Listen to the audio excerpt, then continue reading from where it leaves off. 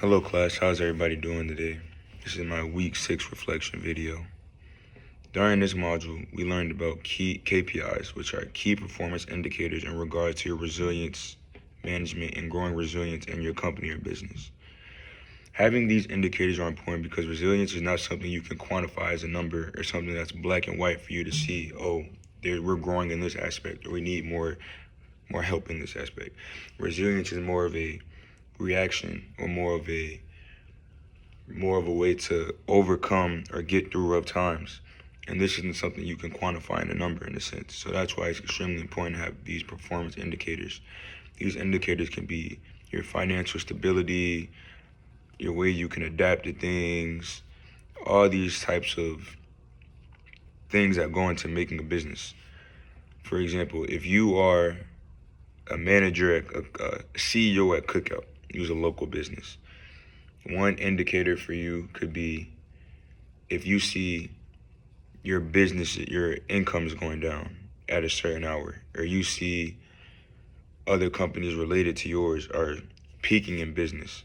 These can be indicators that you need to change something. These can be indicators that, okay, we're losing revenue, we're losing customers. We need to find ways to go back and build this up, which is, again, not something you can completely quantify as a number. How your response to that is not something you can quantify as a number, but the indicators you have are something important for you to understand something needs to change. Implementing systems like this is key because you'll be able to get on top of the issue as opposed to waiting till it's too late for you to try to be resilient. And when you have something indicating, oh, we need to change this, or we're having a tough time is coming, you're able to find solutions, find ways around it, and become more ready for whatever comes your way. Another important thing about resilience is something I read in chapter 6 of our book when it talks about the manager and the head of the companies being resilient. This is extremely important because you build the culture you want when you are a manager, CEO, a high position in these businesses. You are able to create the environment you want. You are able to be an example of the way you want your workers to be. And a quote from the chapter says,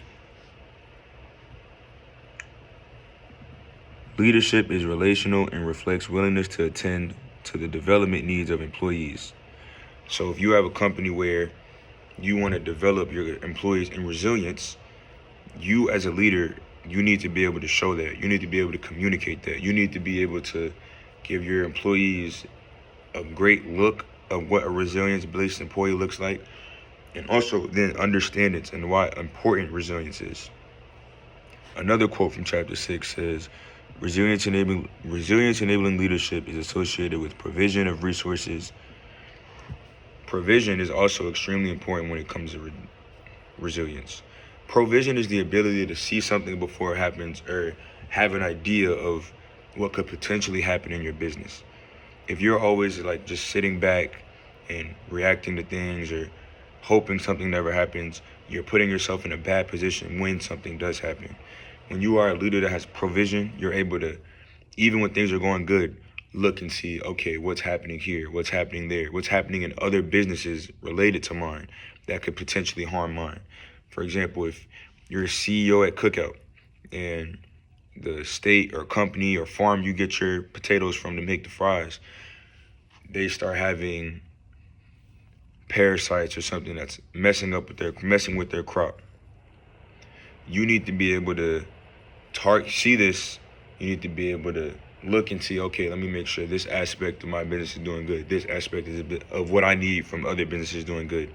To then, because they all affect your business in a sense. So if you are just sitting back enjoying your profits and not knowing something's happening, when it happens, it's going to punch you in the face. But if you're doing your due diligence, okay, let me check in on this week. Let me see if the farm where we get our materials from, if they're doing good.